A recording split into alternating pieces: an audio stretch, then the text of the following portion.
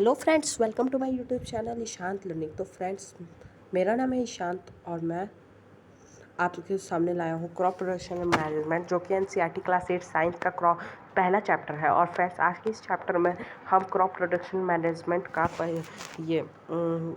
Hindi explanation करने वाले हैं। यह चैप्टर हम 2 पार्ट्स में अपलोड करेंगे। तो friends, let's start the line by line Hindi explanation. But before it, please subscribe my channel. मेरे चैनल को सब्सक्राइब कर दीजिए और प्लीज़ मेरे वीडियो को लाइक कर दीजिए। तो friends, let's start the chapter. तो फ्रेंड्स, पहले हम जान लें कि टाइटल क्या होता है क्रॉप प्रोडक्शन एंड मैनेजमेंट का। जो हमारा टाइटल है वो है क्रॉप प्रोडक्शन एंड मैनेजमेंट। तो फ्रेंड्स, नाम से ही पता चलता है कि क्रॉप प्रोडक्शन मतलब अनाज को उगाना और उसको मैनेजमेंट मतलब उसको स्टोर करना के बारे में आज हम पढ़ने वाले हैं। तो friends, let's start. Paheli and Boojho went to their uncle's house during the summer vacation. 2 लड़के लड़कियां हैं जिनका एक का नाम है पहेली और एक का नाम है बुजो। तो वह दोनों अपने अंकल के हाउस में गए थे समर वेकेशन के दौरान। Their uncle is a farmer. जो उनके अंकल हैं वो एक किसान थे। One day they saw some tools like khurpi, sickle, shovel, plough etcetera in the field. उन्होंने देखा कि कुछ टूल्स रखे हुए हैं जो कि एग्रीकल्चर में यूज़ होते हैं, जैसे कि खुरपी, सिकल, शॉवेल, प्लग एक्सेट्रा। अब बुझो यहाँ जानना चाहता है कि बुझो यहाँ कुछ कह रहा है, I want to know where and how use this tools. बुझो यह जानना चाह रहा है कि इन टूल्स को कहाँ और कैसे यूज़ किए जाते हैं। तो फ्रेंड्स, हम बुझो को यही बताते हैं। You have learn that all living organisms require food. आप लोग यह जानते हैं कि जो लिविंग ऑर्गेनिजम्स होते हैं वो फूड रिक्वायर करते हैं जीने के लिए। Can you recall how green plants can make their food themselves. जो प्लांट्स होते हैं वह अपना फूड खुद से मतलब बनाते हैं। और प्लांट्स के खुद से खाना बनाने के प्रोसेस को हम कहते हैं photosynthesis. Can you recall how plants synthesize their own food. क्या आप जानते हैं कि प्लांट्स कैसे अपना खुद का खाना बनाते हैं। तो मैंने अभी बताया कि यह फोटोसिंथेसिस के प्रोसेस से बनते हैं। Animals including humans can not make their own food. जो एनिमल्स होते हैं ह्यूमंस को लेके वह अपना फूड खुद से नहीं बनाते हैं। So where do animals get their food from. तो एनिमल्स कहाँ से अपना फूड पाते हैं। तो friends, so but first of all, why do we have to eat food. लेकिन ये पढ़ने से पहले हम जान लें कि हमें खाना खाने की ज़रूरत क्या होता है। तो you already know that energy from the food is utilized by organisms for carrying out their various body functions such as digestion, respiration and excretion. हम यह जानते हैं कि जो फूड होता है वो एनर्जी देता है, जो कि हमारे बॉडी में यूटिलाइज करता है, जो हमारे इंटरनल बॉडी में बहुत से प्रोसेसेस को यूटिलाइज करता है, जैसे कि digestion, respiration and excretion. We get our food from plants और एनिमल्स और बोथ।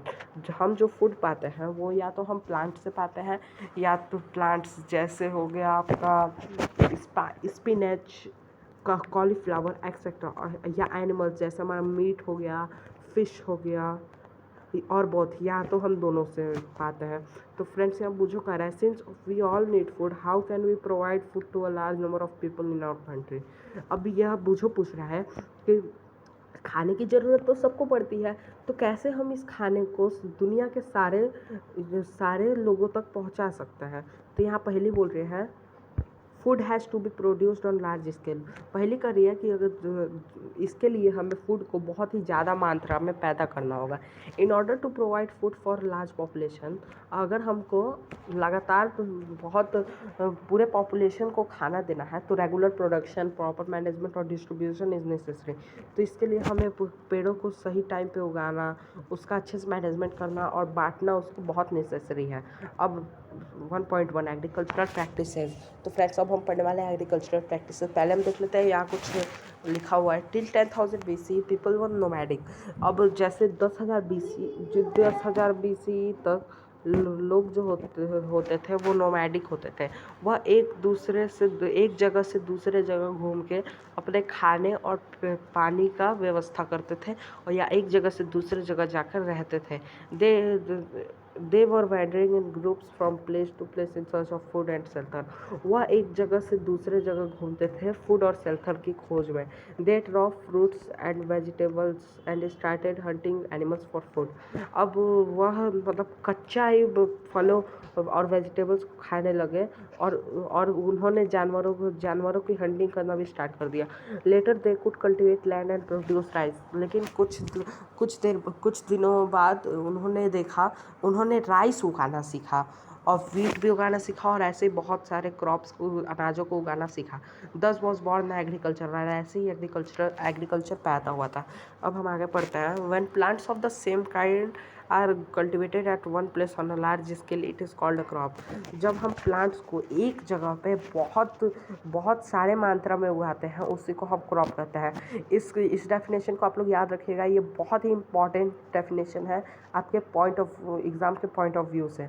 तो फ्रेंड्स आगे बढ़ते हैं। For example crop of wheat means that all plants grown in the field are that of wheat. अब क्रॉप ऑफ व्हीट मीन्स मतलब crop of wheat का अनाज यह बताता है कि जो व्हीट है वही पूरे फील्ड में उगाया जा रहा है। अब हम आगे पढ़ते हैं अगला para. You already know that crops are different types like cereals vegetables and fruit.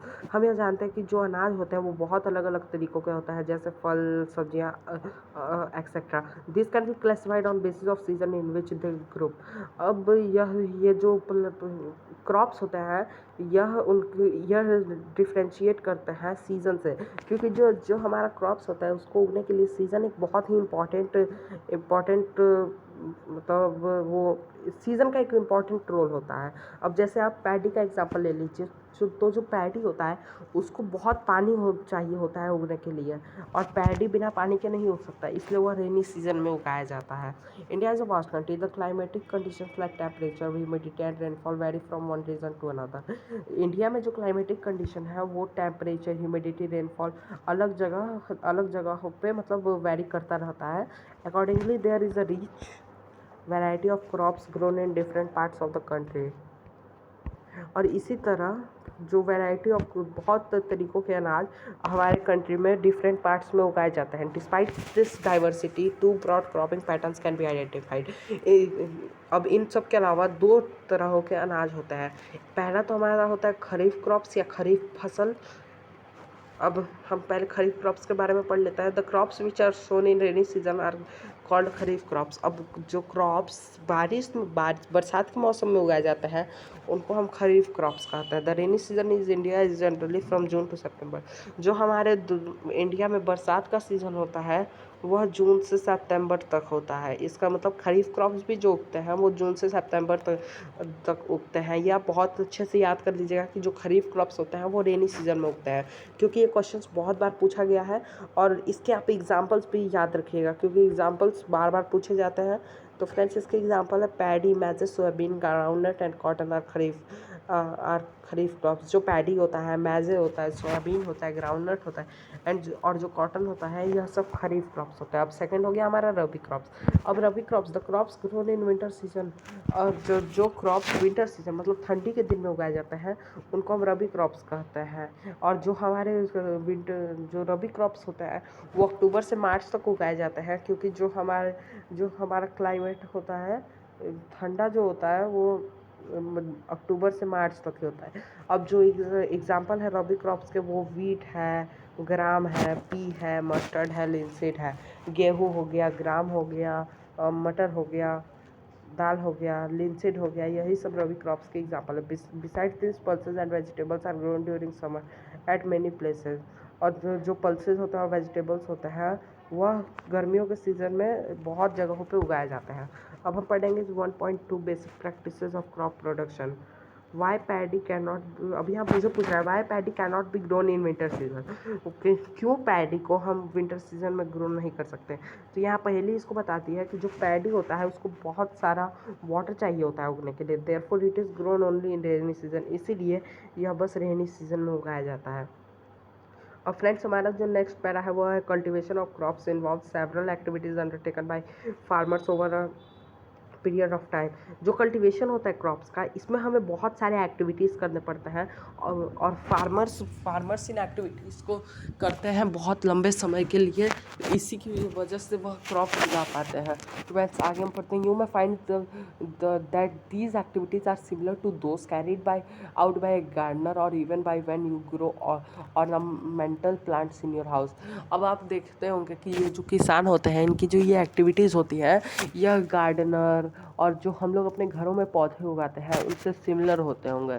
These activities और task are referred as agricultural practices, और इन्हीं प्रोसेसेस या एक्टिविटीज़ को हम एग्रीकल्चरल प्रैक्टिसेस कहते हैं, विच आर लिस्टेड बिलो। अब जो हमें प्रैक्टिसेस करने पड़ते हैं क्रॉप को उगाने के लिए, वह सब नीचे दिया हुआ है। जैसे पहला है प्रिपरेशन ऑफ सॉइल। सबसे पहले तो हमें सॉइल को प्रिपेयर करना होता है, फिर सोविंग। अब सोविंग में हमें सीड्स को बोना रहता है। अब बोना, आप समझ, सीड्स को सॉइल में ट्रांसफ़र किया जाता है ताकि क्रॉप ग्रो कर सके। फिर थर्ड है एडिंग मैन्योर एंड फर्टिलाइजर्स, खाद और कुछ दवाइयाँ छिड़की और डाली जाती हैं क्रॉप्स में। फिर उसके बाद इरिगेशन, सिंचाई, मतलब पानी दिया जाता है क्रॉप्स को एक बहुत ही अच्छी मात्रा में। फिर उसका प्रोटेक्टिंग फ्रॉम वीड्स। अब आपने देखा होगा कि कुछ जैसे कोई क्रॉप्स है, जैसे गेहूं का क्रॉप है, तो गेहूं के क्रॉप्स के बीच में कुछ घास या कुछ अलग अलग प्रकार के ग्रास उगने लगता है, उन्हीं को हम वीड्स कहते हैं। अब उसके बाद हार्वेस्टिंग, मतलब कटाई, और उसके बाद स्टोरेज, और उसको अच्छे से रखते हैं। तो फ्रेंड्स, अब हम पढ़ने वाले अब हम इन सारे एक्टिविटीज़ को एक एक करके पढ़ेंगे। तो सबसे पहले हमारा preparation of soil. The preparation of soil is the first step before growing crop. जो प्रिपरेशन होता है सॉइल का, वह क्रॉप को उगाने से पहले सबसे पहला स्टेप होता है। One of the most important task in agriculture is to turn the soil and loosen it. जो हमारा बहुत ही इम्पॉर्टेंट टास्क होता है एग्रीकल्चर में, वो होता है कि हम जो सॉइल है उसको टर्न कर दें या उसको ढीला कर दें। This allows the roots to penetrate deep into the soil. अब आप ये सोच रहे होंगे कि क्यों हमें इसे लूज़ करना पड़ता है, ढीला करना पड़ता है, या क्यों हमें इसे टर्न करना पड़ता है। तो अगर हम इसे ढीला करेंगे तो जो सॉइल होंगे वह आराम से ब्रेथ कर पाएंगे, जो सॉइल के अंदर रूट्स होंगे वो बहुत अच्छे से ब्रेथ कर पाएंगे। तो the loose soil allows the roots to breathe easily when they go deep into the soil। अब ये जो लूज सॉइल होता है वह रूट को अलाउ करता है आराम से सांस लेने के लिए, अगर वह रूट्स बहुत अंदर भी चले गए हैं तो भी। Why does the loosening of soil allow the roots to breathe easily. क्यों जो लूजनिंग ऑफ सॉइल होता है वह रूट्स को ईजिली ब्रेथ करने में मदद करता है। The loosened soil help in growth of earthworms and microbes. जो लूजेंट सॉइल्स होता है, जैसे जो ढीली मिट्टी होती है, वह अर्थवॉर्म्स और माइक्रोब्स को उगने में मतलब ग्रोथ लेने में मदद करता है, जो कि हमारे सॉइल में प्रेजेंट होता है। This organisms are friend of farmers since they further turn and loosen the soil and add humus to it. जो ये ऑर्गेनिजम्स होते हैं ये फार्मर के फ्रेंड कहलाते हैं, क्योंकि ये जब चलते हैं सॉइल में तो वो भी कुछ सॉइल को टर्न कर देते हैं, और इसके बाद उसमें कुछ ह्यूमस डाल देते हैं, जैसे न्यूट्रिएंट्स डाल देता है। But why the soil needs to be turned and loosened. लेकिन क्यों सॉइल जो होता है उसको लूज़ करने की ज़रूरत पड़ती है। फ्रेंड्स, अब हम यहाँ आगे पढ़ेंगे। You have learned in the previous classes that soil contains minerals. हमने ये पढ़ा होगा कि जो प्रीवियस क्लासेस में जो सॉइल होते हैं वो मिनरल्स कंटेन्स करते हैं, मिनरल्स कंटेन्स करते हैं, वाटर कंटेन करते हैं, एयर कंटेन करते हैं, और कुछ लिविंग ऑर्गेनिजम्स भी कंटेन करते हैं। In addition dead plants and animals get decomposed by soil organisms. In this way, various nutrients in the dead organisms are released back into the soil. These nutrients are again absorbed by plants। और जो ये nutrients होते हैं ये plant से observe किए जाते हैं, मतलब plants जो होते हैं वो इन nutrients को absorb कर लेता है। अब आ गया, since only a few centimeters of the top layer of soil supports plant growth। अब आपने ये सुना होगा कि जब जो मिट्टी होती है जो मिट्टी की परत होती है उसमें से जो सबसे कुछ ही ऊपर का परत जो होता है वह सॉइल को प्लांट ग्रोथ करने में मदद करता है। और turning and loosening of soil brings the nutrient rich soil to the top so that plants can use this nutrients. और जो टर्निंग होता है और लूजनिंग होता है सॉइल का, ये जो नीचे जो न्यूट्रिएंट्स वाले सॉइल होता है इनको ऊपर ला देता है, जिसकी वजह से जो प्लांट होते हैं वो आराम से अच्छे से ग्रोथ कर पाता है।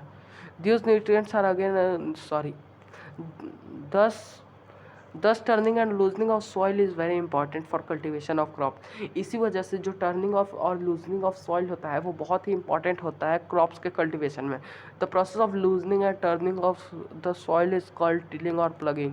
जो प्रोसेस होता है सॉइल को लूज करने का और टर्निंग करने का उसको हम प्लगिंग कहते हैं।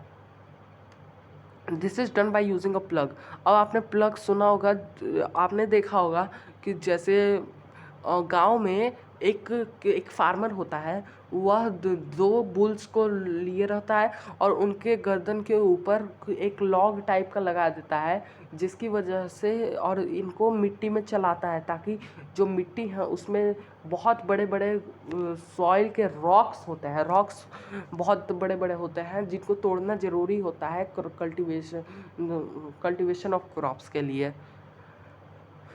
Plugs are made of wood और आयरन। जो प्लग्स होता है या तो वो वुड के बने होते हैं या वो आयरन के बना होता है। If the soil is very dry, जब अगर सॉइल बहुत ही सूखा हो तो इट में नीड वाटरिंग बिफोर प्लगिंग। तो इसके लिए इसमें पानी डालना बहुत ही ज़रूरी होता है प्लगिंग करने से पहले। द प्लग्ड फील्ड में है big clumps of soil called crumbs. अब मैंने आपको अभी बताया कि जो सॉइल में बड़े बड़े रॉक्स टाइप स्ट्रक्चर्स होते हैं वो उनको हम क्रम्प्स कहते हैं। It is necessary to break this crumbs. इन क्रम्प्स को तोड़ना बहुत ही नेसेसरी होता है। It is necessary to break this, ये तो पढ़ लिया हमने। Levelling the field is beneficial for sowing as well as for irrigation. जो फील्ड होता है उसमें लेवलिंग करना बहुत ही महत्वपूर्ण होता है, बहुत ही मददगार होता है, जिसकी वजह जो हमें सोविंग और इरीगेशन करने में हेल्प होता है। Levelling of soil is done with the help of leveller. जो लेवलिंग होता है सॉइल का वह लेवलर के हेल्प से होता है। अब आगे sometimes manure is added to the soil before tilling. अब आपने एक वर्ड सुना होगा खाद। तो जो खाद होता है उन्हीं को हम सॉइल में ऐड करते हैं टिलिंग करने से पहले, मतलब लूजन और टर्न करने से पहले हम खाद को डालते हैं। अब खाद में आपका आ जाएगा काऊ डंग आ जाएगा, और आप जैसे आपके घर में वेस्ट मटेरियल्स है तो उनको अगर आप गड्ढे में डाल देंगे और कुछ दिनों बाद देखेंगे तो वो भी खाद में आ जाएगा। अब आ गया this helps in proper mixing of manure with soil. अब अगर हम ऊपर से पूरा मैन्योर डाल दें और जब हम उसको टर्न करें या प्लगिंग करें तो वह जो मैन्योर होगा वो सॉइल के साथ बहुत अच्छे से मिक्स हो जाएगा। The soil is moistened before sowing. और जो सॉइल होता है वो उसको बहुत ही नरम हो जाता है सोविंग करने से पहले प्लगिंग के यूज से।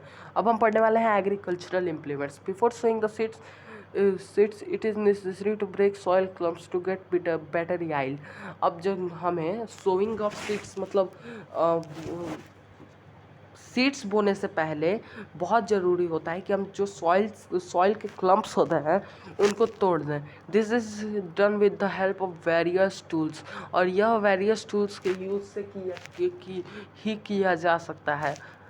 The main tools used for this purpose are the plough, hoe and cultivator. जो मेन टूल्स होते हैं ये प्लगिंग करने के लिए या सॉइल क्लम्प्स को बेटर याइल्ड देने के लिए उन्हें हम प्लग, हो एंड कल्टिवेटर कहने वाले हैं। तो फ्रेंड्स सबसे पहले हम पढ़ लेते हैं plug. This is being used since ancient times for tilling the soil. तो जो ये प्लग होता है ये पहले बहुत ही ज़्यादा यूज़ होता था। ये देखिए आप ये प्लग का फोटो देख सकते हैं। ऐसा होता है प्लग। इसको टू पेयर्स ऑफ बुल के नेक के ऊपर लॉग की मदद से लगा दिया जाता है। और और जब बुल्स चलते हैं तो ये जो आयरन का आप देख रहे हैं ये मिट्टी को तोड़ता है, मिट्टी को मतलब लूजन करता है, ढीला करता है। Adding fertilisers to the crop, removing the weeds and turning to the soil. और जो प्लग होता है वो फर्टिलाइजर्स ऐड करने के लिए क्रॉप में, और वीड्स को रिमूव करने के लिए और सॉइल को पलटने के लिए भी यूज़ किया जाता है। This is made of would and drawn by a pair of bulls और अदर एनिमल्स। या तो वुड, ये वुड का बना होता है, और यह पेयर ऑफ बुल्स से चलता है। जैसे आपने देखे होंगे दो भैंसों के गर्दन के ऊपर एक लॉग प्लग लगा दिया जाता है, लॉग के लकड़ी का लगा दिया जाता है, जिसकी वजह से वह सॉइल की प्लगिंग करते हैं। ये या तो हॉर्सेस से भी हो सकता है या कैमल से भी हो सकता है। It contains a strong triangular iron strip called plug share. अब आप देखिए, ये आप देख रहे हैं प्लग शेयर, यही है प्लग शेयर, जो ये आयरन का बना होता है, इसको प्लग शेयर कहता है।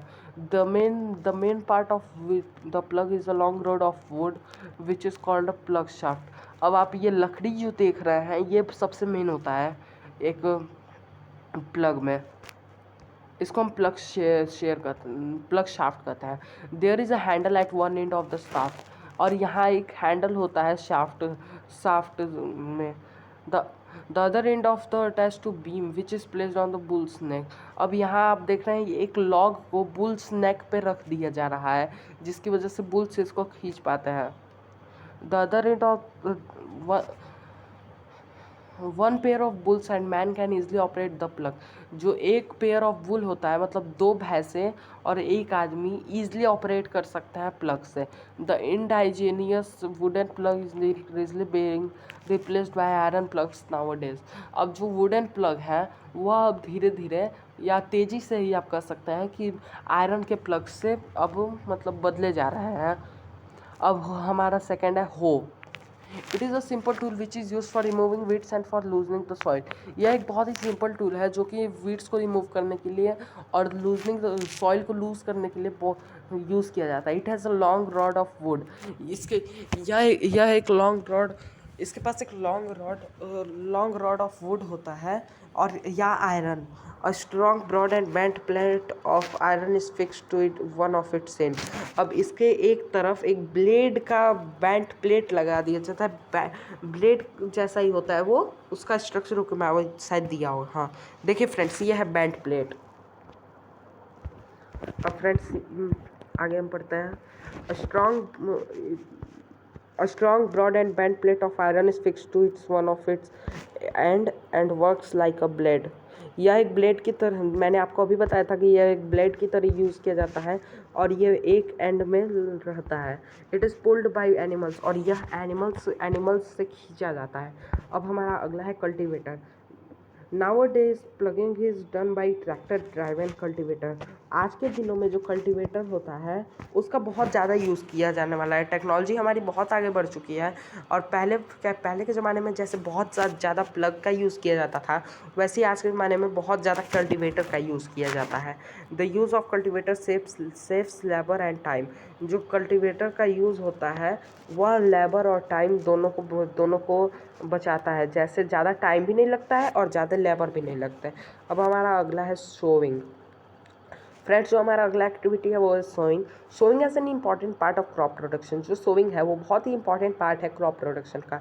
Before sowing good quality clean and healthy seeds of good variety are selected. अब सीड्स को बोने से पहले हमें पहले यह देखना पड़ता है कि कौन से हेल्दी सीड्स हैं जो कि हम डाल सकते हैं या उसे बो सकते हैं। Farmers prefer to use seeds which give high yield।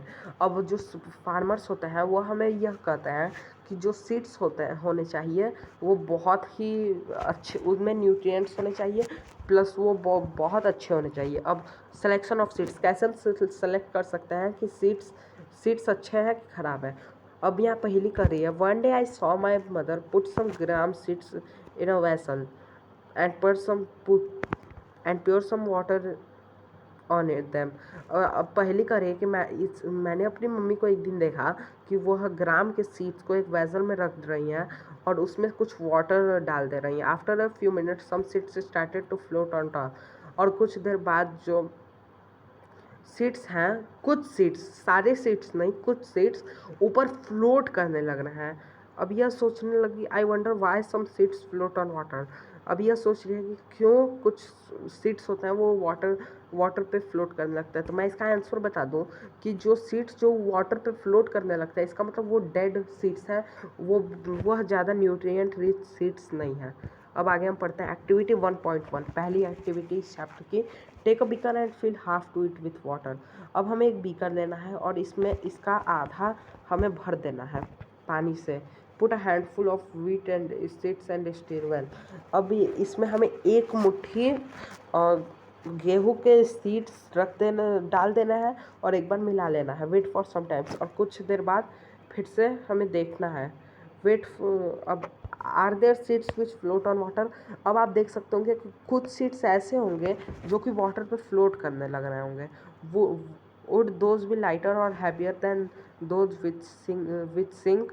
अब यह जो लाइटर या ये लाइटर होते हैं इन जो अंदर डूबे हुए हैं वाले सीड्स से, या ये थोड़े भारी होते हैं। Why would they become lighter. अब ये हल्के क्यों होते हैं?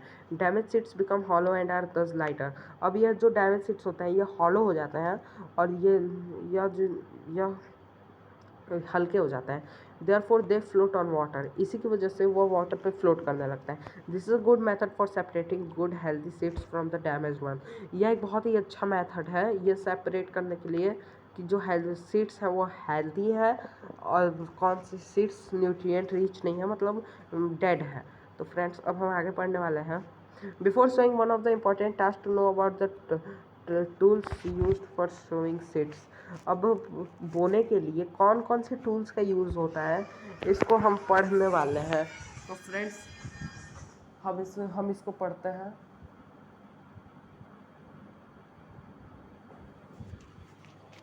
तो फ्रेंड्स सबसे पहला है हमारा traditional tool. The tool use traditionally for sowing seeds it shaped like a funnel. अब ये जो ट्रेडिशनल टूल होता है ये एक पाइप टाइप का होता है जो कि हमारे ज़मीन के अंदर सीड्स को ट्रांसफ़र करता है। The seeds are filled into the funnel. अब जो ये सीड्स होते हैं इनको हम पाइप में डालते हैं जिसकी वजह से यह ज़मीन के अंदर ट्रांसफ़र हो पाता है। अब the seeds are filled into the funnel pass down through 2 or 3 pipes. अब यह पास होता है 2 या 3 पाइप्स से जिनके बहुत ही शार्प एंड्स होते हैं। These ends pierce into the soil and place seeds there. जो ये होते हैं यह पायर्स करते हैं सॉइल में और सीड्स जो होते हैं वो सॉइल के अंदर ट्रांसफ़र हो जाते हैं। अब हमारा अगला है सीड ड्रिल। अब सीड ड्रिल आज के दिनों में बहुत ज़्यादा यूज़ होता है। यह यूज़ होता है ट्रैक्टर से। ट्रैक्टर्स में लगा देते हैं और ट्रैक्टर से इसको खींचता है। अब सीड ड्रिल के बारे में हम पढ़ लेते हैं। Now it is the seed drill figure 1.2b। ये फिगर आप लोग देख सकते हैं। यही है seed drill is use for sowing with the help of tractors. यह भी बोने के लिए अनाज को बहुत ही इम्पोर्टेंट टूल है। This sows the seeds uniformly at equal distance and depth. और यह एक अच्छे डिस्टेंस और डेप्थ में सीड्स को बोता है। It ensures that seeds get covered by the soil after sowing. अब आप जैसा कि आप जानते होंगे कि जो सीड्स होते हैं अगर उन्हें हम मिट्टी से ना ढकें तो जो ऊपर बर्ड्स होते हैं वो सब जब सीड्स को देखता है तो वो आके सीड्स को खा जाता है। लेकिन सीड ड्रिल की मदद से ऊपर से उस पर मिट्टी डाल दी जाती है जिसकी वजह से बर्ड्स उसे ना खा पाए। Sowing this protect seed from being eaten by birds, ये मैंने आपको बता दिया। Sowing by using a seed drill saves times and labour. अब अगर हम बोते हैं सीड्स को सीड ड्रिल की मदद से तो यह टाइम और लेबर दोनों को बचाता है। अब यहाँ पूछो कर रहा है there is a nursery near my school I found that little plants were kept in small bags why are they kept like this. अब यहाँ पूछो कर रहा है कि मेरे स्कूल के पास एक नर्सरी है और इसने यह देखा है कि जो प्लांट्स होते हैं वह स्मॉल बैग्स में रखे हुए होते हैं। Why are they kept like this, वह ऐसे क्यों रखे हुए होते हैं ये जानना चाहता है। तो यहाँ पहली इसको बता रही है seeds of few plants such as paddy are first grown in a nursery. अब आप देखा होगा कि आप अगर नर्सरी देखे होंगे तो वहाँ पे हम जाते हैं तो हमें सीड्स नहीं मिलते हैं, हमें ना हमें पूरा पौधा मिलता है छोटा सा, जिसे हम घर ला के लगा देते हैं और वह उगता है।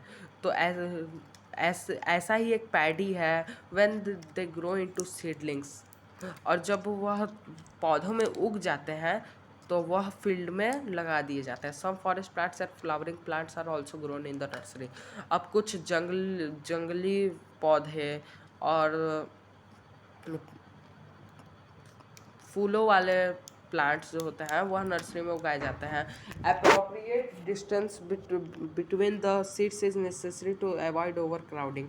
जो अब अगर हमें एक अप्रोप्रिएट डिस्टेंस कवर करना पड़ता है दो प्लांट्स के बीच में, ताकि वो जो प्लांट्स है वह सफिशिएंट सनलाइट, न्यूट्रिएंट्स और वाटर सॉइल से ले सके। At time of few plants में हैव टू बी रिमूव्ड और टू प्रिवेंट ओवर क्राउडिंग। और कुछ समय पे हमें कुछ प्लांट्स को रिमूव करना पड़ता है ओवर क्राउडिंग को प्रिवेंट करने के लिए। तो फ्रेंड्स इस पार्ट में बस इतना ही, अगले पार्ट में हम चैप्टर को कंप्लीट करेंगे। तब तक के लिए मेरे साथ बने रहिए। Thank you.